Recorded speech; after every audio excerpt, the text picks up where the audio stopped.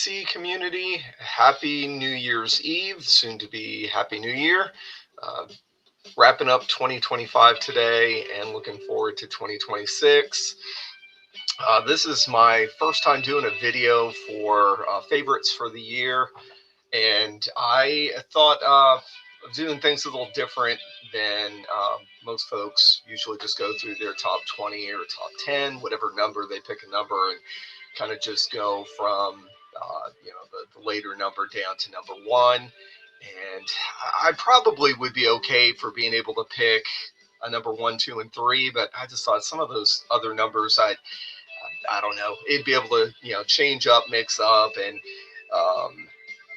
I just didn't feel that I had a strong feeling on some of those higher numbers. And of course, some of these albums I've had for months, and I've been able to listen to them. And then there's other ones that I might have gotten within the last week or two, a bunch that I wasn't able to get, and I'll mention those maybe at the end of the video. But I thought, how about doing something a little different, doing chronological? So I'm gonna go from starting with January. Uh, that'll be my number one. I'm just going to kind of go down through 12. Figure I would do 12 of my kind of standouts for 2025. And without any further ado, we're going to start with January 24th. This one I've had for, I guess, about a month now, so a little late to getting it. Hopped on a sale for Black Friday. This is Ironjaw Cursed, which is their second full-length album. This was released on No Life Till Metal Records, and kind of a strong Judas Priest sound to them, but not copycats. This is an American band out of, I believe, California, and like it enough that I'm definitely going to be tracking down their first album, which I believe right now is only available on CD, but I'm cool with that. But really, really great release. Looking forward to giving that a bunch more spins. Number two, also just picked up recently. I've known about it for a while. I think it took a little while before it showed up in the States. So it was released February 28th, and it's been available for, I think, a little over half a year now, but Hyrex. And this is Faster Than Death. I've got a bunch of their older stuff. Hadn't gotten any of their more recent studio albums. Was able to pick up their double live recently. Short, sweet, and rifftastic. So you'll notice a lot of the albums I'm going to be showing are thrash metal. It was a strong year for thrash metal, and this one definitely hit all the sweet spots for short, sweet. It's like some of the Slayer albums kind of just hit you in the gut. All right, number three, March 7th, we'll go out of the metal genre. This one is a band that I've got a lot of their albums going back to the late 60s. Maybe haven't picked up a whole lot of their newer stuff, but I was in a music store that I frequent down in Florida over the summer, and while I was in there just looking through the bins, the owner was playing a prog rock album, and it took me, I wasn't thinking about it, just kind of thumbing through. I wasn't thinking about the music, but it started kind of sinking in. I'm listening to something that sounds awfully familiar, so I asked the shop owner, "Hey, is this the new Jethro Tull?" And he affirmed that it was. The music was giving me goosebumps. Now I'm a pretty big prog fan. Love the older stuff. Listen to prog metal, some of the jazzier prog stuff. But there was something about this album. I was like, I've got to get this. Now, they didn't have it in the shop for sale that I could find, but when I got home from vacation, it was a no-brainer. Luckily, I found it for a good price on Amazon. And Jethro Tull's Curious Remnant, and this obviously is box set, so it's 2 CDs, Blu-ray, and 2 CDs. So the second CD and the second record are alternate studio remixes, I believe. But this album, oh, it just, again, using that term, it hit the sweet spot. Um, it had maybe some of that older 70s kind of prog sound to it, but it was, I'm a big fan of the Neil Morse band, and it had shades of Neil's keyboard playing in there, and Ian Anderson sounds fantastic. For an old guy, he's probably got more gray hair than I do, and but he still sounds as he has in the past. So this one, um, it definitely within my top 5 for the year. Just pretty neat looking cover there, simplistic, but the music, great prog. All right, number 4 happens to be another prog album. This one came out April 25th, and this is a bit of I guess you would call a super group. Now, Neil Morse, he's good at doing that.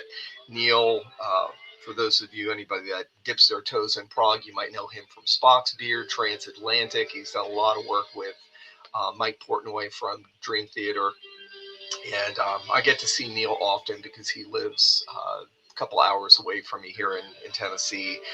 And I love everything that he does. But this particular album, when I heard that he was going to be doing a collaboration with Phil Keaggy, that was a no-brainer. So pre-order, definitely went with the vinyl on this one. And well, this group also has a guy that I'm not familiar with on bass, Byron House, who is out of Kentucky, I believe. But then on drums, there's Chester Thompson, and Chester has been in tons of really great bands. He played with Frank Zappa, I believe, in the 70s. Um, he was in Weather Report, so a jazz fusion band. And then he also spent a number of years playing drums for Genesis when Phil Collins was taking on the solo role and didn't want to be solo singing role and didn't want to be doing the drums and singing at the same time. So Chester's been a part of that band for a long time.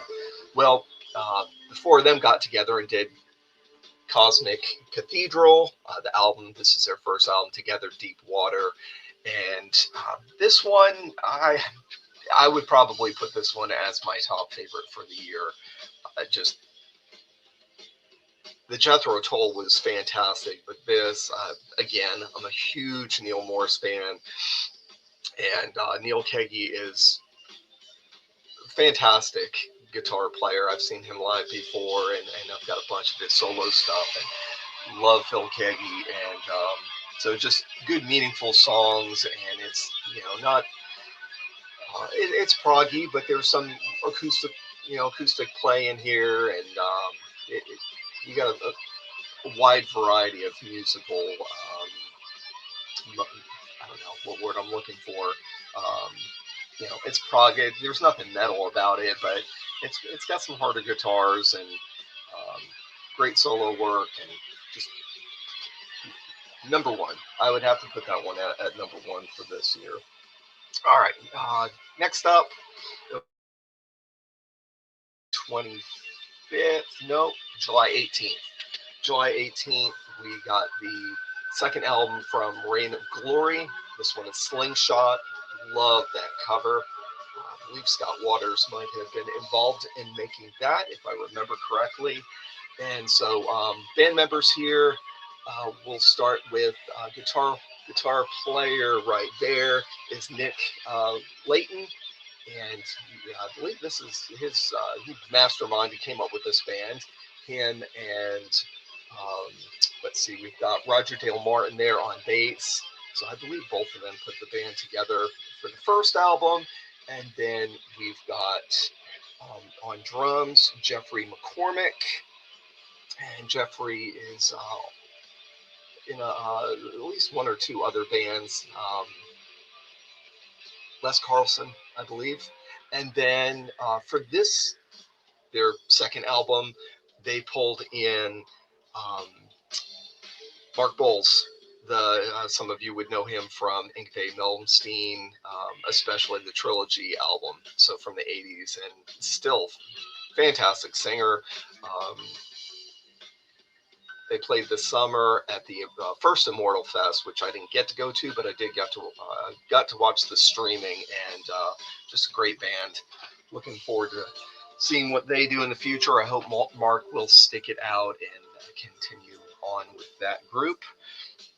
Next up, I kind of wish I would have had the opportunity to see this group play, especially in the 70s. But Alice Cooper was able to pull back the original members of the original band, minus Glenn Buxton. Obviously, he passed away in the 90s, but the other members of the band got to back together and did another album with Alice. I got to see the Alice Cooper band just a few months ago in Chattanooga, but it was his current touring band. Not taking anything away from them, it was a great show. Super good. But I kind of wish that they were touring on the new album with the original members. So really great return to form for Alice. Picks up. I mean, this goes along great with the Killer album and those other classic 70s albums. Seeing Alice live, I know he still performs as if he were in his 20s and 30s, and vocally he sounds great, and the songwriting on this, Black Mamba, Kill the Flies, Blood of the Sun, Money Screams, Galactic, Vagabond Blues, just really cool.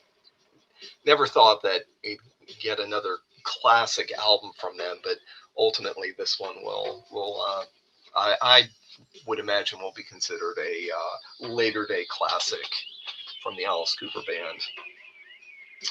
All right, back to some thrash metal. This band, this is their second full length. I was able to get their first full length when I picked up this one. This band's just been popping up all over the place on Facebook. I've seen other people even months ago talking about this one, even in anticipation before it was actually out.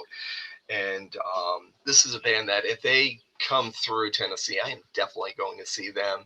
They're young. They've got the fire of Testament and Metallica and Anthrax, Megadeth, all those guys from the 80s. This band, I would say most of the guys are probably in their 20s. And if Void comes through, I'm definitely going to see them. This is Forbidden Morals' second LP, full length from the band. You can see the guys there. They've got the look down with the leather, all black, chains, song titles, Gateways of Stone, Judas Cradle, Be Silver Light, Beneath Lives the Impaler. They've got just that whole horror theme going strong there. Really cool cover. And I believe there was a few variants, different colors. This one's Blood Moon. So awesome album. All right, next up from, let's see, that last one was August 29th. September 12th, Demon Hunter released their newest album. I've got most Demon Hunter albums either on CD or on vinyl. Seen them in concert maybe two and a half years ago. Really like them, but some albums stick with me more, some I appreciate more. And this one, I really would say is probably my favorite since Extremist. Some of the other ones that came out in between were kind of hit or miss for me, but this one, strong album. Of course, they've got their demon cover with the demon head. It's always being either shot up or, in this case, flaming. Did get a variant there. So this album is There Was a Light Here. And See the boys in the back, and just, yeah, really great hard-hitting album. Of course, you've got the metalcore vocals that we normally get, but of course some of the more melodic vocals from the singer. And yeah, I don't, I really don't know, standout tracks. All I know is when I listen to it, I enjoy it, and it's got me coming back for more. All right, after Demon Hunter, next month, October 10th.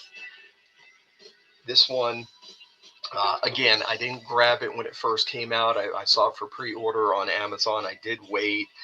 Probably picked it up. I believe it was in November. I've given it a few spins. Uh, most of the reviews that I was reading and people talking about the album were pretty positive. I did see some complaints, some that were maybe saying a little too much death metal-ish for a thrash band. Maybe some folks mentioning it reminded them of their Demonic album. I'm probably giving away who I'm talking about. If not, you see my shirt. So, Parabellum, the new album from Testament. I've given it a couple of listens, and I think it's awesome. It's great. I love it. Maybe my least favorite might be the ballad on there. I do enjoy their earlier ballads. I'm liking the heavier stuff. I For the Love of Pain, did get to see Infanticide AI, the video, prior to picking this up, so I had already gotten into that one. Witch Hunt, Room of 117, the song Parabellum, the closer, just great album. Um, I've stuck with these guys since their third album, so I got on board in '88, and I've only seen them once live. Did catch them a few years ago with Death Angel and Exodus, and just love them. Love Chuck Billy, and whether it's Souls of Black, where I know that was kind of a rushed album that I think Atlantic kind of, got them in the studio a little too soon, but I always loved that album, and all the way up until their stuff in the 2000s. Always enjoyed this band. All right, moving ahead to October. So one album that I'm going to show that I don't have a record, don't have the vinyl yet. I would like to get a copy of that, but I went ahead and got the media book edition of Coroner's new album, Dissonance Theory, and I went ahead and grabbed this one because it is the version that comes with their demo from 1986. So you got Mr. Warrior from Celtic Frost, who did the vocals for the band at that point. I think they just pulled him in to cover for the demo, but really wanted to get a good copy of those demos. But my socks were knocked off with this album. I've always enjoyed Coroner, but I know like their last one, Grin, maybe wasn't as thrashy, but maybe a little more melodic. The songs just didn't stick as much. But this is definitely a return to their roots. Definitely some progressiveness in their playing, but Oxymoron, Sacrificial Lamb, Symmetry, Trinity, Renewal, Prolonging. I could play this one on loop. So I said that the Cosmic Cathedral would probably be my number one for this year. I would have to put this one at a close second.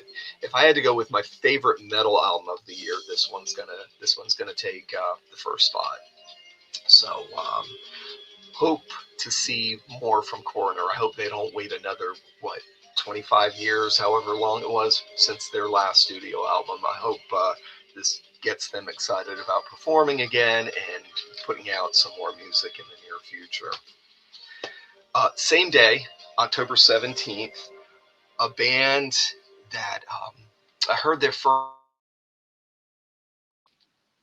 couple of years after it was released, and it was just jaw dropped on the floor for how good it was. I recognized some of the players in the band.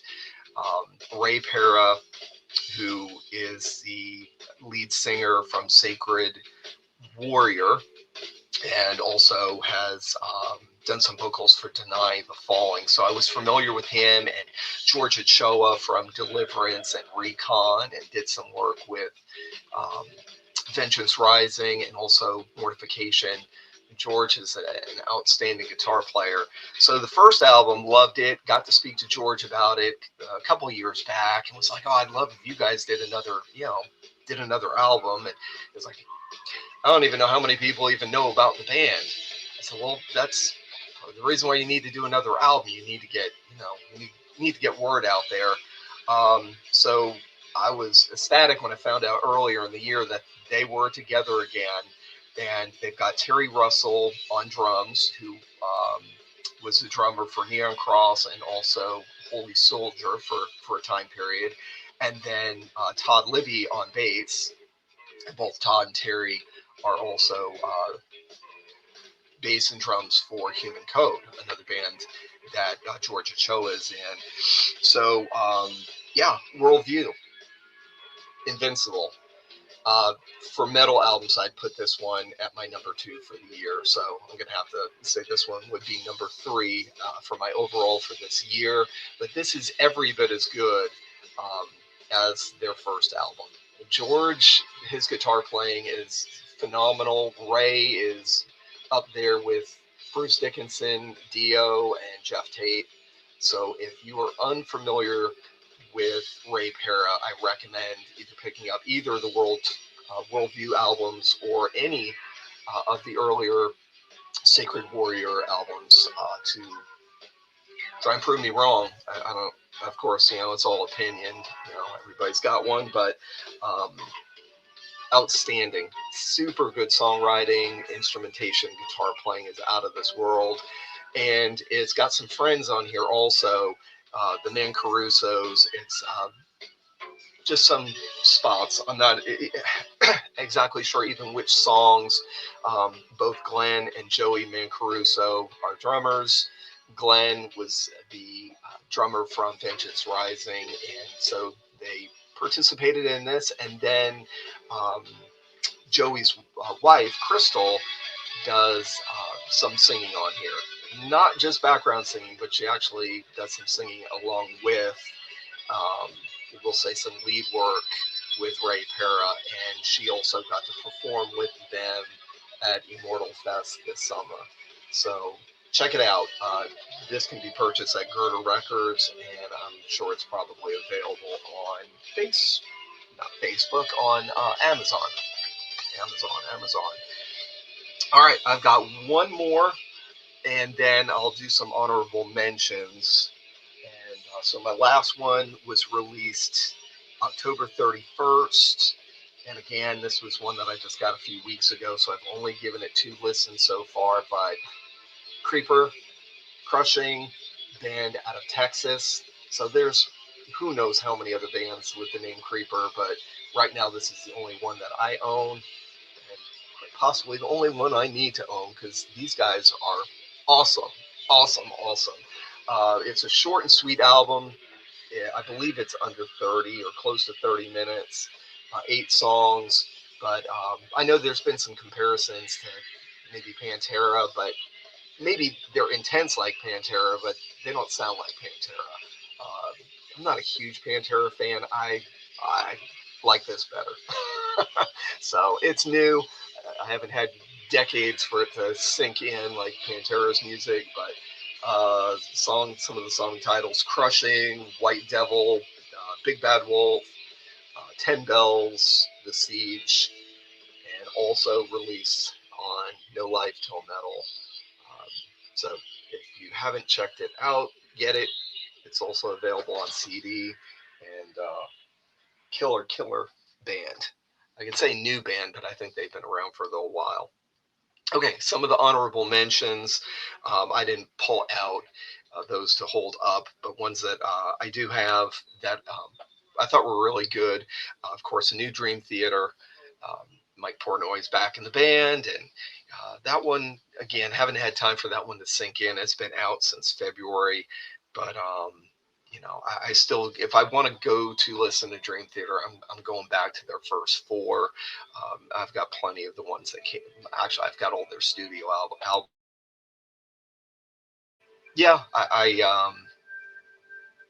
I'm not sure where I would put that one yet in their discography. Yeah, I've got to let that one sink in more. Another one, April 11th, Epica released a Spiral. Really, really good. I mean, that one I could have definitely easily put that one in my 12 mix. I'm not a big Epica fan, meaning I don't have a lot of their albums. I've got Live and I think two other studio albums, but this one definitely out of the ones I have, it's I would say it's my favorite right now. Another honorable mention, June 27th, Sodom came out with their newest one, The Arsonist. I love Sodom. Um, you know, just what can you say? They're, to me, they remind me of Motorhead. They're consistent with what they come out with. I don't know that The Arsonist would be in my top 5 favorites, but sometimes it's hard putting their stuff in a order. And then last mention would be Bride. Um, their album came out in May. I think it was May 1st, and their newest one is a double album. It is Viper and Shadows, and Bride has always changed. You know, there's some of their albums have a similar sound, but they've, through the decades, they've altered and changed, and I kind of feel like they're back to where they were in the mid to early 90s, you know, between 90 and 95. And just a strong hard rock metal elements, but just it's a great album, really good. Probably the best thing they've done in a while. Not to say anything bad about their other albums. I've got a few of their stuff from the last 10 years or so. So um, got to see Bride 2 times in the last few years, and they are, yeah, great band live too. So if you enjoy them, if you haven't checked out Vipers and Shadows, um, do so. So real quick, talking about 2026, just out of curiosity, wonder what you all are looking forward to listening to. Anything that's up for pre-sale or something that you've heard of. I've heard you know, a few others mention Tool potentially has an album being released. I can't think of who else offhand. Obviously Megadeth, that's probably the one I'm most looking forward to, and that one's going to be released in just a few weeks, so it's January 2026. Supposedly Mustaine's last studio album with the band. I don't know if that means that he's also pulling away from touring. Um, my wife and I are going to get to see them open up for Iron Maiden in September of 2026, so really looking forward to that. So yeah, just curious to see.